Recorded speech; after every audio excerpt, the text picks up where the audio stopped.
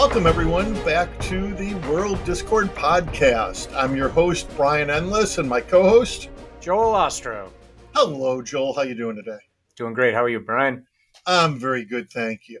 Today, we are going to go to a topic where Joel and I are most definitely not experts. We are semi-informed observers, and we want to welcome an expert to our show to give all of us some more information. It's a topic that's in the news all the time, and I think most human beings in the U.S., including the politicians who talk about it, know almost nothing about it. That is what's happening in Mexico, including but not limited to the influence of drug cartels. This crosses over heavily into our news. It crosses over into our politics. It, in some cases, crosses over into our daily lives. So we're going to talk about these cartels. We all know they're bad, but most of us know nothing beyond that. A little bit about Mexico and the situation there, just to kick us off. As of last month, Mexico has a new president, Claudia Sheinbaum. She is that country's first female president in 200 years. We thought this was a great opportunity with her coming into office to talk about Mexico's policies on and problems with the cartels, both up to this point historically and in the future. President Sheinbaum replaces outgoing President Andres Manuel Lopez Obrador, who endorsed her. She is a candidate who's with his party. Obrador's presidency was very popular, but was also riddled with problems across the country caused by drug cartels. In particular, one of the lowlights, highlights, murder rates are incredibly high in Mexico. Stats I just looked up, 23.3 homicides per 100,000 people. That compares to Brazil, which is probably the most comparable country, 19.4 homicides per 100,000. And the U.S., just by comparison, is 6.8 homicides per 100,000. This is one of the leading trackers of the damage cartels do, but is also far from the only influence that they have on society. Obrador was kind of famous. He had a hugs, not bullets policy of not confronting cartels. And we want to see if that might change in the future. New President Sheinbaum is seen as a reformer who's hard on crime. She was mayor of Mexico City from 2018 to 2023. And during that time, that city saw its homicide rate drop by 50%. Critics question her policies, but the numbers at a glance seem impressive. That's all the high-level stats that I took the time to look up. I want to leave it to our expert for the rest and ask Joel to step in and introduce him. Thanks, Brian. We're really fortunate today to have Professor Marco Alcocer, who is a newly appointed assistant professor of political science at University of California, Merced. So first off, Marco, congratulations on that. Congratulations. Thank you. And I will say, there was I think it was an hour-long CNN show. I think it was, what's his name? Fareed Zakaria's show about Mexico, maybe 3 or 4 days ago, which I watched. And I was appalled at the depth and breadth of my ignorance about Mexico, with whom our neighbor to the south, our second largest trade partner, or are they our greatest trade partner, top two? But forget all that. Just by proximity, by population, by the number of Mexican Americans in our country and in our state, Brian, in our village, even. Absolutely. And I was just stunned by, like I said, my almost complete ignorance about Mexican politics. I assumed Obrador, and I knew about the hugs not bullets policy. I had assumed he was a politician from the left.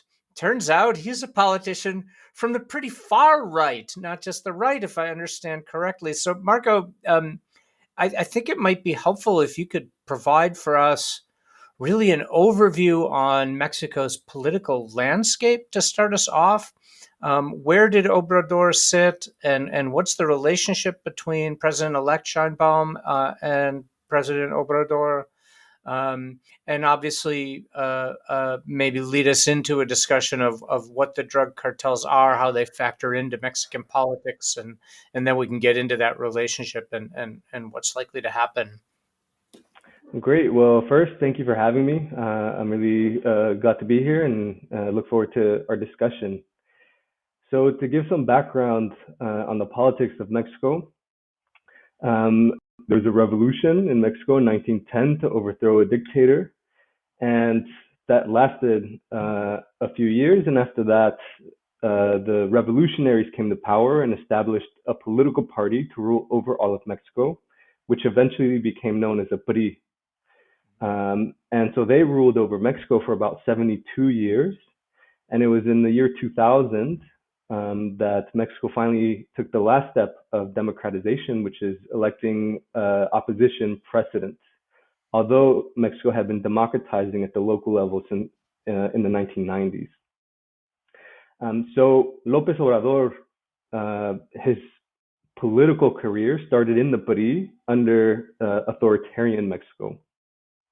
He then forms his own party, or he joins a party that breaks off from the PRI, that's center left, called PRD.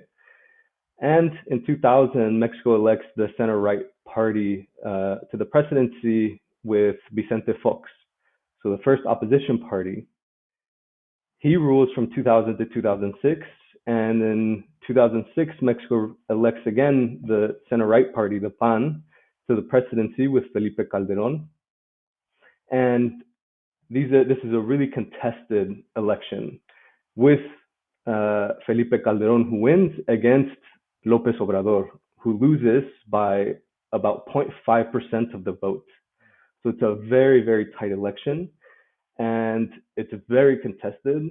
López Obrador refuses to concede the election, and he takes over the central part of Mexico City and forms his alternative government.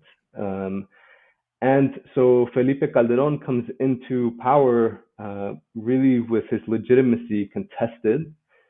And so something that he does is that he declares this war against drug trafficking and drug trafficking organizations.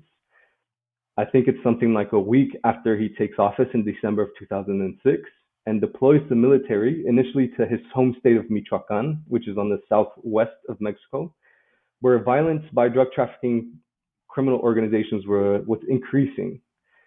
So there is something to that, although I think most experts would say that it was something to consolidate his legitimacy through this militarization. And so he rules for 6 years, and then Mexicans re-elect the PRI in 2012 with Peña Nieto. And so they come back into power after 12 years of not being in power. And this is a presidency that's filled with corruption scandals. Violence initially decreases in this presidency, but then skyrockets. And so it's in this context that AMLO, or López Obrador, runs for presidency again, which he also did in 2012. So he runs again in 2018, and he wins the presidency with a major win. And he has always sold himself as a center-left or leftist politician. Okay, he now so ran. I wasn't entirely off the mark then. Yes, so he initially. Zakaria described him as right-wing. Yes, so he starts with the PRI, he then joins the PRD, which is center-left. He then breaks off and forms his own political party, known as Morena, which he wins the presidency with, and they sell themselves as center-left, but many of the policies that AMLO has pushed tend to be more on the right side of the spectrum. So he tends to be very socially conservative, tends to be economically conservative, and of course he's really supported the military and increased their role throughout the country. And so it's this strange thing where he sells himself as a progressive and left wing, but his policies really put them on the other side of the spectrum. And so that's a context in which we see the elections that just happened a month ago, where his successor, kind of handpicked successor, Claudia Sheinbaum, comes into these elections being the hand-chosen person to succeed AMLO. And so she really doesn't have the charisma that López Obrador has, but because she's backed by López Obrador, she has the full Morena machinery behind her. And so one of the challenges that she'll have when she comes into office in December will be trying to get out of the shadow of López Obrador, or just sticking with the policies of López Obrador and being seen a little bit as a puppet. And so this is really the tension that she'll probably be thinking a lot about in these months. Yeah. Well, Now, thank you so much. Oh, yeah. yeah, Well, go ahead. one of the things I heard about her, main thing that was in the news was that she's a climate scientist, and that's her training, her professional training before going into politics. So we've got a climate scientist who's tough on crime. You mentioned that Obrador was pretty conservative economically and socially. Do we know if she's kind of in lockstep with him, or is she in a different place on some of the issues? So there's this tension because she is a climate scientist, but some of the policies, also nationalist policies that López Obrador has implemented, have to do a lot with fossil fuels. So natural resources are a big nationalistic issue in Mexico, where European and US companies were really exploiting Mexican workers.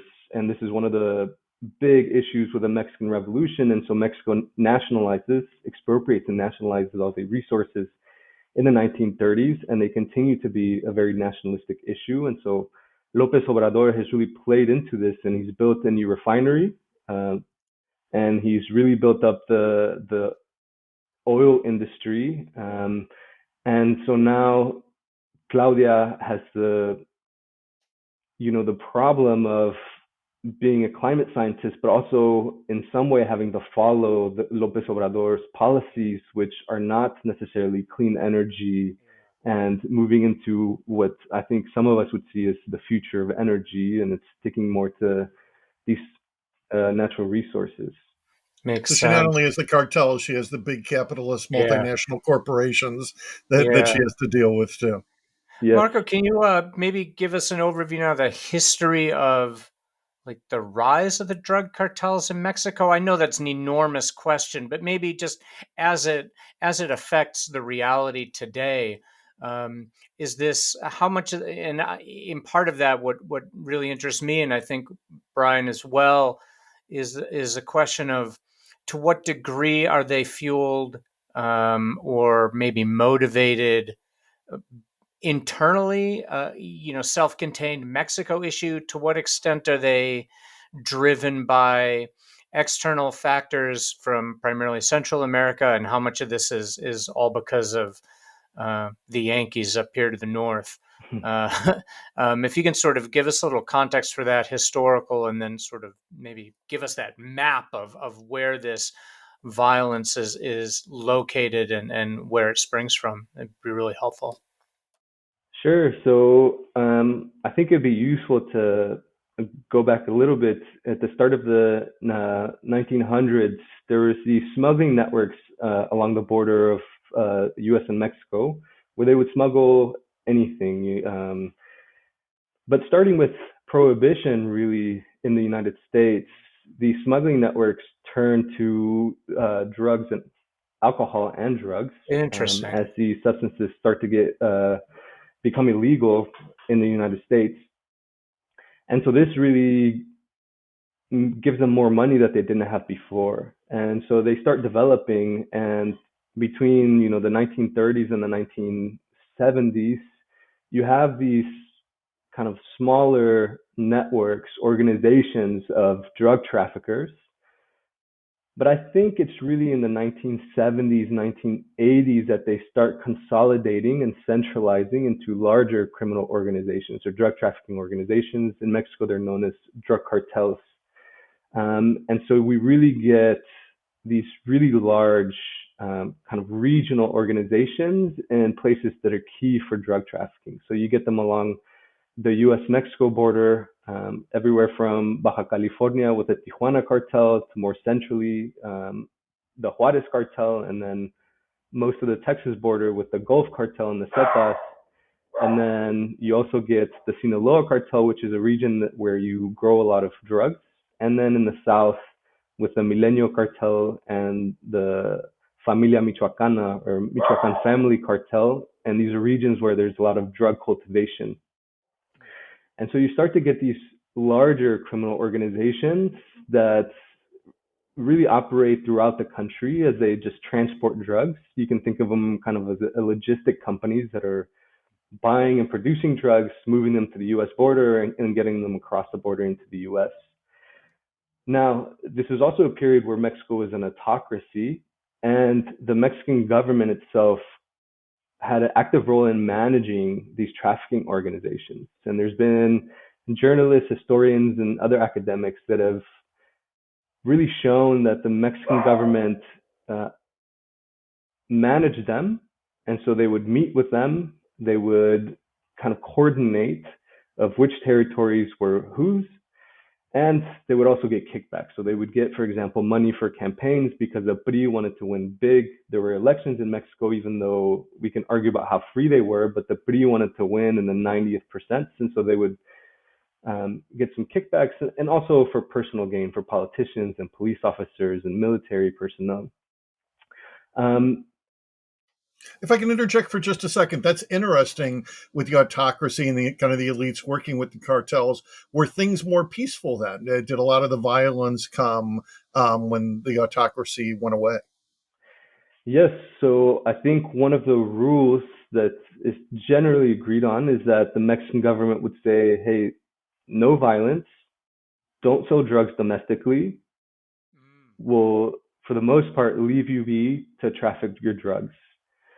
And so that was kind of the agreement that existed in authoritarian Mexico, which is perhaps one of the reasons why these criminal organizations were able to grow and develop and evolve during this period. And it's really in the 1990s when these larger criminal organizations have established and developed that we start seeing wars between them. But even then, they were nothing compared to what the homicide rates are now. I think Mexico have had declining homicide rates, and the 1990s, early 2000s had been historical lows. And so Mexico is not a violent place, and you knew kind of that these groups existed, and sometimes there was a body that was found somewhere, but you knew that as long as you weren't involved in it, you were safe. But it's in the So the violence was 1990s. between members of the cartels, but not really affecting the, for lack of a better word, civilian population?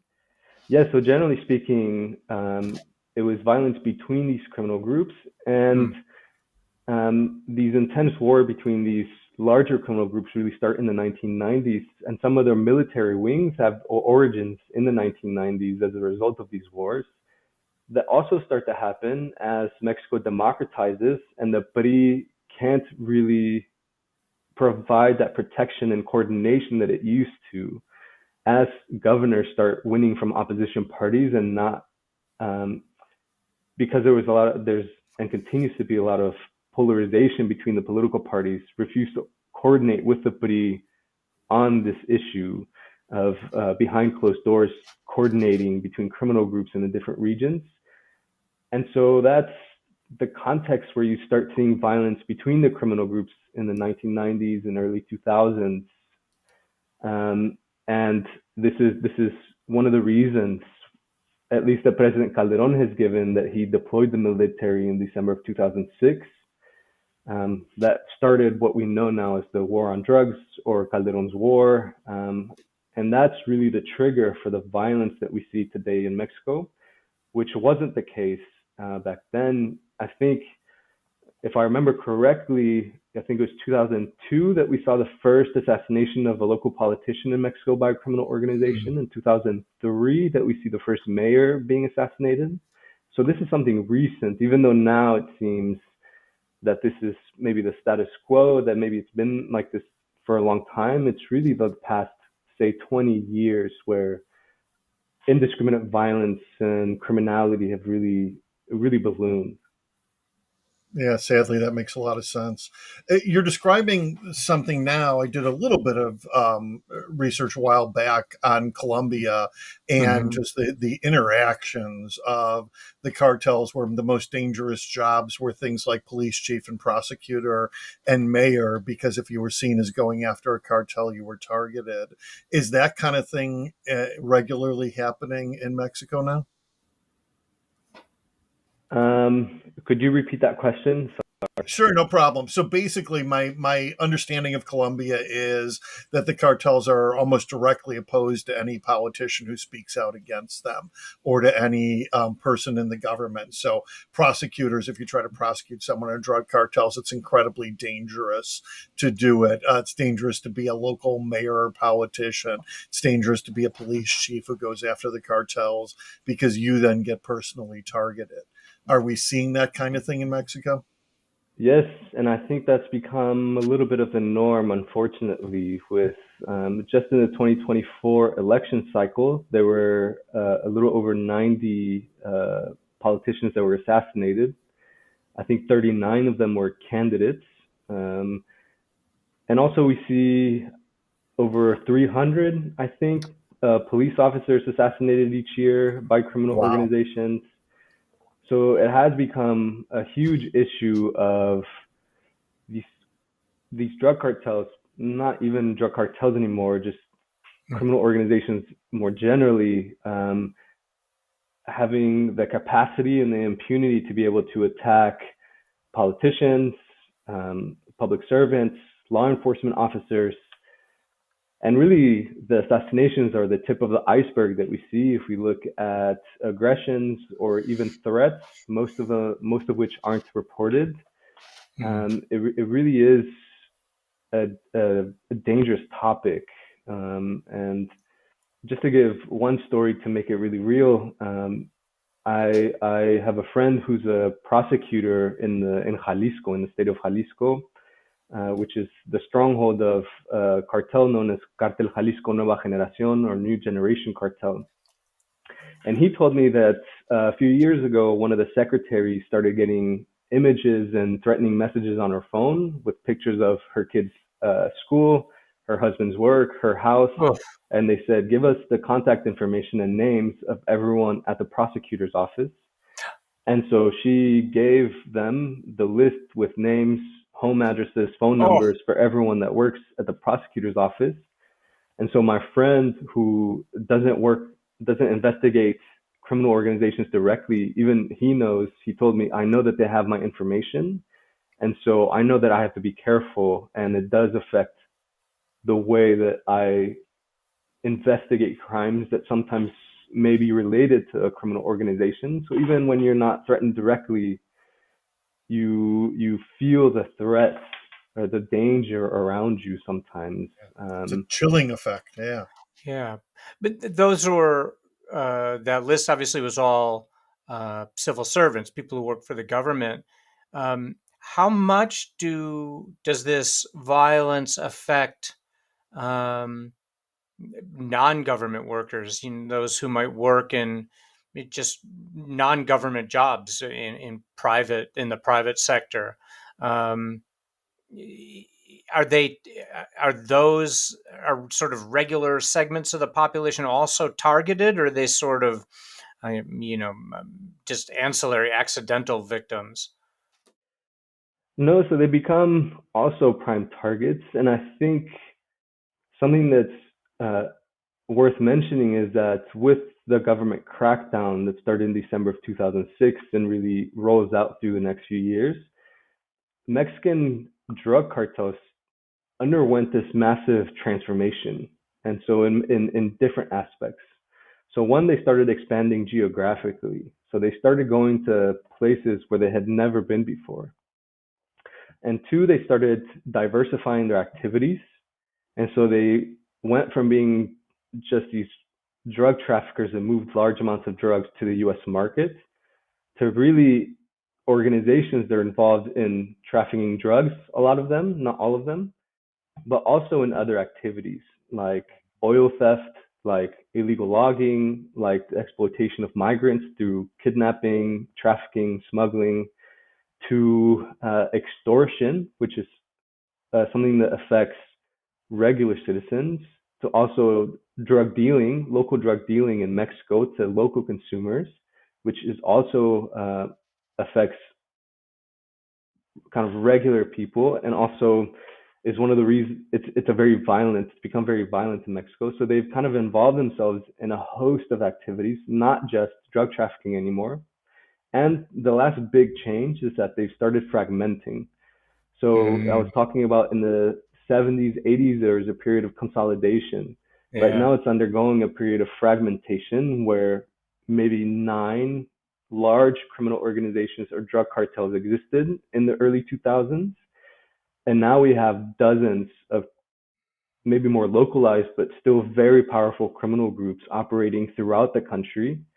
Um, that can't necessarily rely, a lot of them, especially when they become smaller, can't rely on drug trafficking to the US. And so they really rely on more local illicit economies, many of which affect regular citizens, businesses, the private sector. Of course, maybe you've heard of the avocado industry and cartels in this region in Southwest Mexico, really extorting low scale avocado producers, but also large scale companies that are producing avocados, because avocados have become a major export for Mexico in the last 10 years. And so it's really starting to affect different industries in different ways. Um, So I have sort of a trio of related questions from that. So at first, I was going to ask to focus on the drug side of things. Um, to what extent, maybe you can put it in numbers, or just sort of describe how much of the drugs that are being moved by these cartels are produced in Mexico, and how much from outside. And to what extent is it just a logistical enterprise of moving stuff produced in Colombia and elsewhere? Um, and then, if you think today, to how big is the drug component of the other activities, and how does it sort of break out economically, if you will? Um, and since I've forgotten the third question, I will add a third question here too. You had talked earlier about the cartels and having military wings, and if you can give us a little bit more information about what that yeah. looks like too. Sure. So I'll start with that question because the drugs question is, I think it's a bigger question. So the military wings really started in the 1990s, and they always had these hitmen, or you hire someone to go kill someone, as you probably see in mafia movies. But uh, these armed wings really started as these wars were breaking out between these groups, and they became units dedicated to fighting other criminal organizations. And so they were hired to be and always be maybe organized hitmen. But this really starts to evolve, and I think one of the prime examples of this is the Zetas, who are recruited in the late 1990s by the Gulf Cartel, and they are former military personnel from Mexican special forces who received training by the US and others to combat cartels. And they start being recruited by Ociel Cardenas, who was a leader of the Gulf Cartel, who can offer much more money. And they become the personal bodyguards at first of Ociel Cardenas. And this is a unit of military personnel who is there to defend them. And then they begin to recruit more military personnel, not only from Mexico, but also from Central America. And so, because this is a period where the civil wars in Central America were ending, and a lot of the military personnel were being let go, and so some of them found jobs in Mexico. And so then they start to grow, and they really become very powerful armed wings, where it's militarized personnel with specialized training and military grade weapons. Some of them have been known to have even anti-air missiles and grenade launchers, grenades, of course, assault rifles, automatic assault rifles. Um, in certain parts of the country, they even have homemade tanks.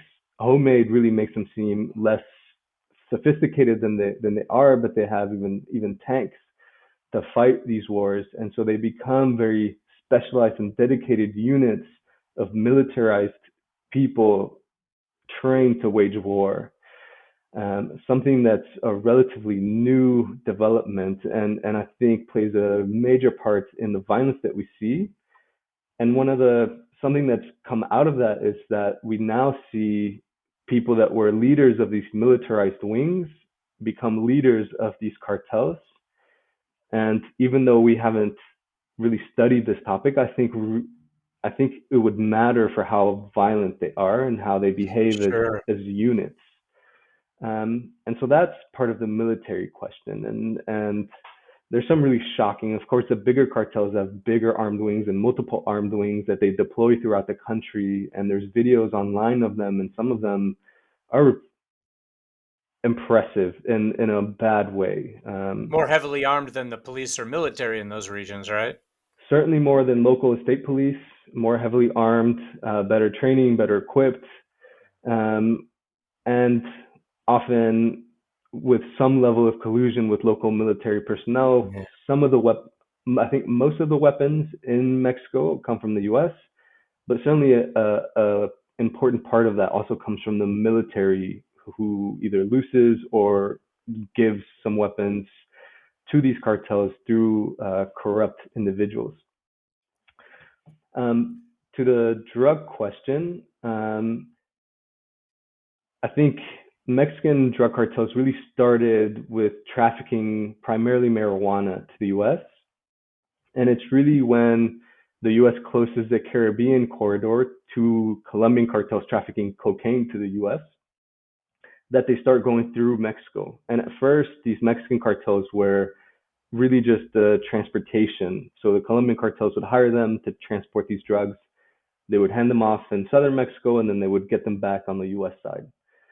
But with the decline of Colombian cartels, the Mexican cartels have taken over most of this. And so when it comes to cocaine specifically, Mexican cartels organize, they buy cocaine in Colombia, they move it all the way to the US, and then they sell it to small scale dealers and distributors in the US. Marijuana, of course, has become less of a market as the US has started to regulate and legalize marijuana in different states. But now synthetic drugs have become a huge source of profits. And so everything from methamphetamine to now opioids. And so heroin, but now fentanyl, most of it is produced in Mexico with precursor chemicals that they get from either China or India primarily. And so they set up these labs in Mexico. They produce these synthetic drugs that are smaller, that are more potent, and so they're easier to traffic to the US. And so they can make a lot more money too. I think for the large drug cartels that continue to operate and be able to traffic drugs to the US, illegal drugs are by far, and I mean by far, the most profitable activity that they're involved in. And it can make them tens of millions of dollars per month. It's really a huge industry that allows these groups to, of course, have armed wings, operate in multiple states within Mexico, to have these monthly budgets to pay off police chiefs, politicians in specific places. And virtually the entire market is based here in the US, right? Like almost everything comes here? So primarily, that used to be the case, yes, and it continues to be the case. But something that has been changing is that Mexico had, maybe because of the deal that they had under the PRI, but Mexico had very low levels of drug use domestically, even lower than, I think it was the lowest in Latin America. But that's beginning to grow. And so the domestic drug consumption market, so dealing domestically, it's growing and it's becoming very profitable. And so, for example, controlling drug dealing and drug sales in Mexico City, metropolitan city of 20 million people, is hugely profitable.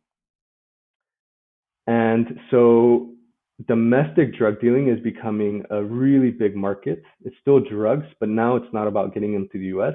And it's particularly profitable for smaller groups who can't traffic drugs to the US necessarily, but do control one city or multiple cities. And that's become a key source of profit for criminal organizations in Mexico. And that must also drive up the crime targeting local civilians and not just government officials. Where you have drugs, you have local crime that affects the general population, right? Yes, so local drug dealing is I think it's one of the reasons why we see more localized and open violence as these drug dealers fight each other for these markets. And some of the most visible maybe crimes that affected, for example, Americans are, say, in Cancun, these tourist hotspots where there's been incidences, for example, of a criminal group controlling the sale of drugs in this hotel, and the tourist accidentally buys drugs from a dealer that's not from that group. And so you get 3 or 4 armed men going into the hotel and shooting it up to kill the person that sold these drugs to this tourist. And that becomes very visible, and that starts to affect not only the local population, but even tourists in tourist destinations. And although rare, it has become something that you see in the news 2 or 3 times a year. And so it's really unfortunate that these markets are becoming more local, and you do have to interact with citizens in these markets. Even drug dealing isn't necessarily violent, but just because of the dynamics in Mexico at the moment, it is violent. But other activities like extortion, which has become a huge source of profit for criminal groups, is by its nature predatory. And extortion in Mexico, the way it looks, I think the primary way of extortion is local businesses. And so you charge a monthly fee for them to continue operating. And so you show up once a Protection month or money. 2 times a month, the protection racket, racketeering. And so it's different than maybe in Central America where the gangs extort citizens directly. And it tends to focus on small businesses and these protection rackets, the monthly payments. And that in nature, it's also predatory towards regular citizens and regular businesses, Right. um, Okay. and does affect them more. Maybe we can take where we're at right now. The last two things that you've talked about, the kind of the military wings, the armed wings, combined with the local crime, and take us back to government for a minute. Yeah. How has government dealt with this? How can the new president deal with this? We talked at the beginning, Obrador has this hugs, not bullets policy. Maybe you can talk about that a little bit. And then what that has done or what else has been done from a government perspective toward the violence. Sure. So I think the most relevant, of course, is the government crackdown that continues to this day. And so even though we've had 3 different presidents, it will be 4 now, since the start of the war on drugs that started in December of 2006. Different presidents from different parties. I think the policy has remained the same, which is militarization. Have the military deployed in the streets, conducting operations, and that's the way to combat these criminal organizations and combat violence. I think a legacy of that, and why it's been so hard for presidents to deviate from that, is that local police agencies, not all of them, but I think a high percentage of them, are not well equipped to deal with these criminal organizations and to deal with more sophisticated crime. And so they have, they're not properly financed, they're not properly trained, they're not properly equipped. And so the dilemma becomes, do I take the military off the streets and make this a public security issue that police deal with? But local police really are outgunned, outmatched. And so maybe a crutch that's that's been built is the military. And so using the military to combat these criminal organizations. I think there's political reasons, also political incentives to keep the military and say that you're tough on crime when public security has become perhaps the number one concern for everyday citizens. And military giving you maybe having the possibility of giving you short-term benefits or short-term results. With really building the police, which in my personal opinion, building the police is something that should be done and should be invested in, but it's something that takes years and years and years to do properly. With presidents not being able to be reelected, I think they don't have that incentive to make policies that will benefit them in the second term. I think I need results in 5 years, and that's it. And so really the de facto policy in Mexico has become militarization. And so that entails having Mexico has two institutions. So it's Sedena, the army, and Semar, which is the Marines, and they're separate. Here in the US, it's all under the Department of Defense, but in Mexico, there's two different institutions. And so they're really in charge of public security. And in cities, in a lot of cities that you go to there, you'll see them doing rounds and you'll see them patrolling. And the third arm we had the federal police. One of the policies that AMLO or López Obrador implemented was getting rid of the federal police and creating a national guard, which initially was supposed to be a civilian-led agency for public security. What really has become is most of its members are either military, former military, and the president has tried to have the National Guard move it to be under the military. And so the military take command. Now the Supreme Court said that was unconstitutional. And so now they're trying to change the constitution so that they can do that. And so it's slowly becoming a third arm of the Mexican government that's militarized, essentially. Right. So, Marco, I wanted to go back to something you had said earlier, and maybe get your reaction or see how it all fits together. Because you've mentioned a war on drugs that began. Am I right? It was around 2006 in Mexico. Most people may know that the United States coined that phrase, the war on drugs, under the Reagan administration. It was actually Nancy Reagan, I believe, who sort of championed both the phrase and at least the publicity around the war on drugs here. And then, of course, in 1992, when President Clinton came in, and shortly thereafter the NAFTA agreement was signed, I sort of wonder how much the change in Mexico's policy towards those cartels was sort of a condition of or connected to the conclusion of that NAFTA agreement and the processes around it. In other words, was that change in Mexico driven by demands by the United States and our own politics around drugs around that time? Or are they pretty much independent? Yes, so to the first question, the U.S. has turned to this greater attention towards illegal drugs in the 70s and 80s did affect Mexico, and it's when the U.S. starts maybe pushing more towards the Mexican government cracking down on drug traffickers. And so they create the DEA, the Drug Enforcement Administration, and they begin to send agents to Mexico. And they push them, for example, to do more drug interdiction. And so one of these famous crackdowns is Operation Condor, in which they crack down in Sinaloa, which you've probably seen in the show Narcos, and the drug traffickers move to different states and start consolidating. And it had to have led to the increasing militarization of those cartels, right? Because now they're dealing with U.S. Agents and paramilitary organizations, if not military, right? Strangely enough, when it comes to U.S.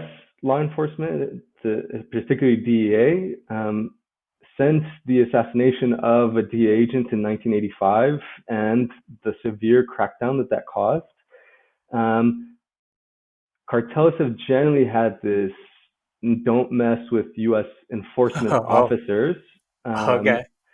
and so, of course, the agents have to be really careful. It's not that it's not dangerous, but there hasn't been another one that's been assassinated since. But they do very much drive U.S. efforts in Mexico to both go after drug trafficking and drug traffickers. And so, for example, with the capture of El Chapo and the capture of El Chapo's sons, the DEA was very much involved in giving information to Mexican authorities about the intelligence they had received about the possible location of not just them, but more generally of important drug traffickers. And so the U.S. is very much involved in maybe influencing or pressuring Mexico to do certain things like target major drug traffickers. That makes sense. Got it. When it So comes I to have, NAFTA, yeah, go sorry, no, ahead. no, go ahead. Yeah, touch on NAFTA, please. When it comes to NAFTA, because this was negotiated in the early 1990s when drug trafficking organizations, these drug cartels, were really in the shadows, and Mexico was still under autocracy, and so it wasn't a big issue, and it wasn't even electorally, politically, it was not a major issue. It wasn't very public or part of the common discourse. And so NAFTA really was more of an economic um, agreement, but uh, perhaps a consequence of this was that more free trade and more economic flows between the countries perhaps made it a little bit easier for drug cartels to traffic drugs. That Be- makes sense. because even today, with the buildup of security along the U.S. border with Customs and Border Patrol and other agencies, most, and I mean maybe 90 or more percent of drugs trafficked to the U.S. Flow through legal entry points. So it's not through the desert, it's not through crossing the river somewhere, it's through the legal entry points where drugs are hidden in cars, trucks, hidden compartments. And when NAFTA creates more trade and so you have more trucks, more cars, more goods traveling back and forth, you get more opportunities to traffic drugs, and also the U.S. is able to check a fewer percentage of the trucks flowing through because you just have so many, and so maybe that facilitates drug trafficking, which is an unintended consequence that policies sometimes have. Makes a lot of Really sense. interesting. I have one more question, and then Brian, maybe you can ask the last one to round us out. And this is going to take us a little bit in a different direction, Marco. But I wanted to address the role of the cartels in um, in the migrant movement of migrants. I don't even want to call it human trafficking. I'll explain why, because of the connotations around that phrase. Um, of course, the smuggling around drugs and weapons and earlier on prohibition was all response to a market, right? Or you can see it that way, and the market was here, but it doesn't matter where the market is. But largely on these, this has been the United States market has driven these activities in Mexico and responding to economic opportunity and pretty astronomically large economic opportunity when it comes to drugs. Um, there is an incredible book which I recommend to everyone by two, I think they were both investigative reporters, Peter Tinti and Tuesday Raitano. It's called Migrant, Refugee, Smuggler, Savior. And they were writing about the migrant situation from the Middle East and North Africa a decade ago, and described the migrant situation as creating a market for those who had prior skills in smuggling things like weapons and drugs. But here there were people who were fleeing from mortal danger and encountering mortal danger as they were trying to flee to somewhere more safe. And that these former drug smugglers were the ones who were positioned to both move and protect these people, because that was what the market was. They wanted safe transport from point A to, in the end, point D. And these networks that existed in the Middle East and North Africa provided a service for a fee to people to get from to their destinations from their points of origins. And then other groups, of course, with more nefarious intentions, kidnapping and human trafficking and the others, and murder and theft, were involved along the way. And so that's what led to the violence. But that many of these organizations were providing actually protective services to people in need. And um, that book didn't deal with the crisis as people describe it now at the United States southern border, but what you have are people fleeing mortal danger, whether from drugs or economic catastrophe or climate catastrophe, in places like Colombia, Honduras, Guatemala, and indeed Panama, and indeed maybe Mexico itself. And who better to facilitate the movement and protection of these people than those who are already set up to move things and protect those things in that movement from violence, regardless of who it's from. The market, of course, is not the United States. Now, the market are these people who are fleeing danger, fleeing for opportunity, whatever they're fleeing for, they're at great risk. Yet the image we have of the cartels in this movement of people is negative. And I don't know how much you've explored this situation, but to what extent, when it comes to the migrant movement, are these cartels doing the same thing in Mexico in providing protection and safe passage and providing a service to people who need it? Or is that the wrong way to conceive of it in Mexico? Yes. So I think the the transportation of migrants. My dog's barking. Sorry. He doesn't like the question. I know. Okay, let me mark that time. Okay. So I think so. The transportation of migrants into the U.S. Even 25, 30 years ago was really undertaken by small networks along the US border. And these were clans or families or organizations that kind of specialized and dedicated themselves to moving migrants into the US. There's a really interesting ethnographic study that shows that, at least with organizations along the Texas border, it's really in around 2003 that the cartel there starts charging the smugglers a fee for each Central American migrant that they move to the US, not Mexican migrants. Then, in around a few years later, they start charging also for Mexican migrants. And then, starting about 2009, as cartels are diversifying, they start integrating these smugglers into their own organizations. So that's a little bit of, I think, generally the transition that happened from indirect fees, or from them doing their own, being separate, to them collecting fees, to them integrating these smugglers. But really, since then, it's really changed with the cartels becoming increasingly violent towards these migrants. And I think part of it is just that there's so many migrants coming through that it's just a better opportunity to steal from them, extort them, kidnapping for ransom, traffic them, than maybe where there's fewer flows and you have to build a reputation of being a good trafficker. But when you control an entire border and there's just more than 100,000 migrants coming through each year, you can be more predatory. And so I think that's the dynamic that's happened in Mexico, particularly right now, where cartels are really predatory towards the migrants.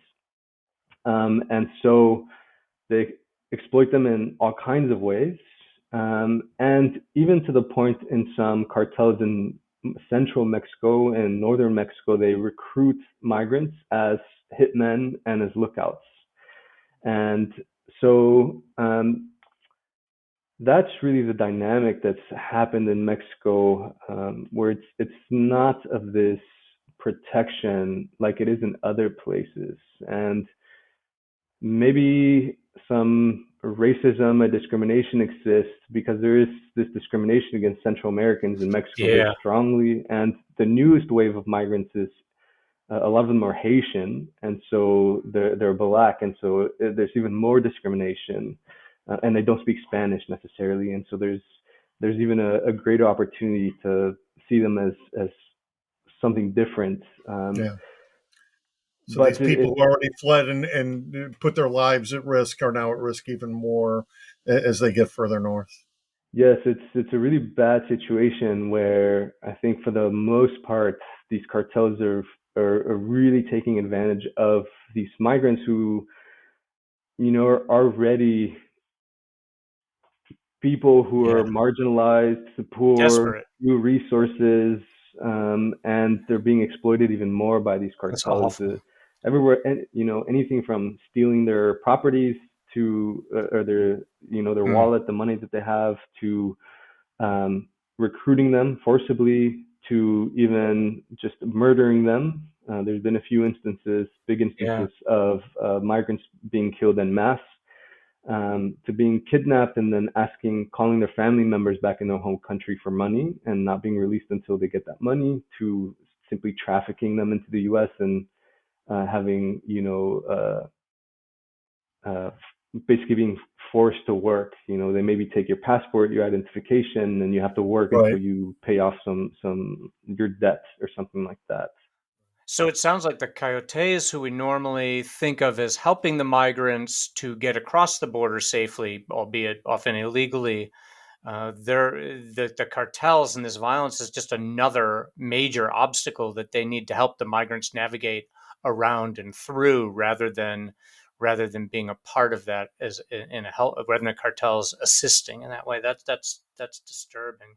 Thank you for that. That clarifies a lot. Marco, we've just got a minute or two left here. Maybe we can go back to the beginning. And President Scheinbaum. So she came from Mexico City, where she says she was very successful in lowering homicide rates and crime. She's got some critics on that. Just a minute or two on your perspective. What do you think might change or stay the same under her in the future, given what you know about her right now? So I think she has a lot of really big security challenges that she's going to face. Mexico is extremely violent at the moment. There's a lot of crime that don't have to do with drugs, as we've been speaking about. There's this fragmentation of criminal groups, so it's not just like you can negotiate with two or three. There's now dozens and dozens of them.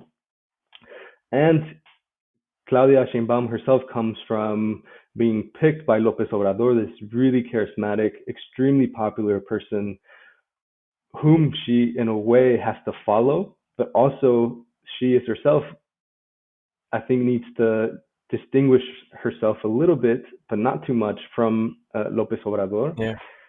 And I think one of the ways, an example of this is that in Mexico City, where she did lower homicide rates, or she was part of this period where homicide rates dropped.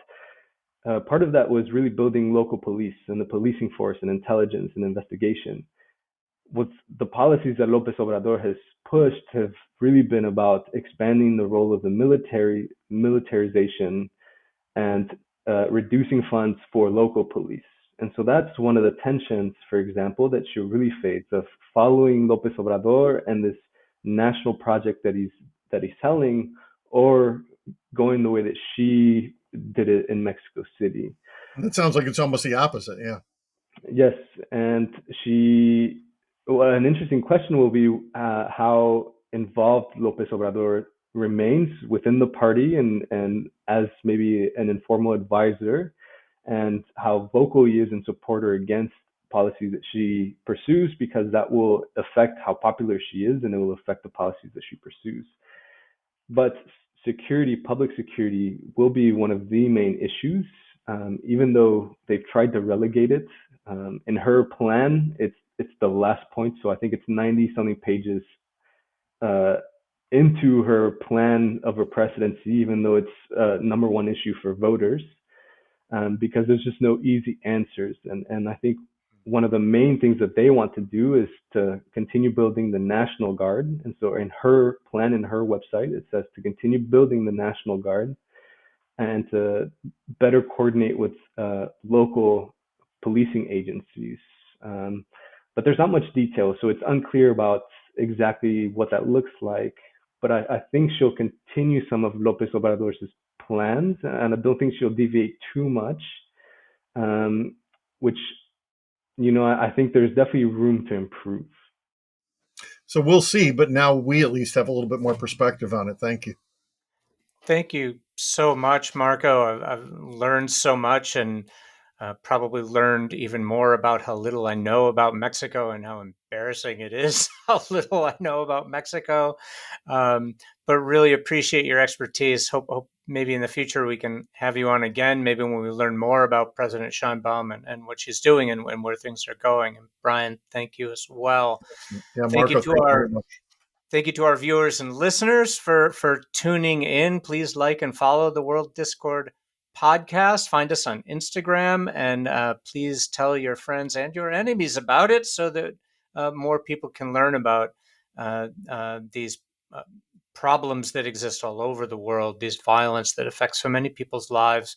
And as always, we invite you to please suggest topics that you'd like us to cover, other conflicts. And thank you, as always, to Andy Miles, our producer, for your generous assistance in our podcast. Thank you all, and we'll see you next time. See you soon.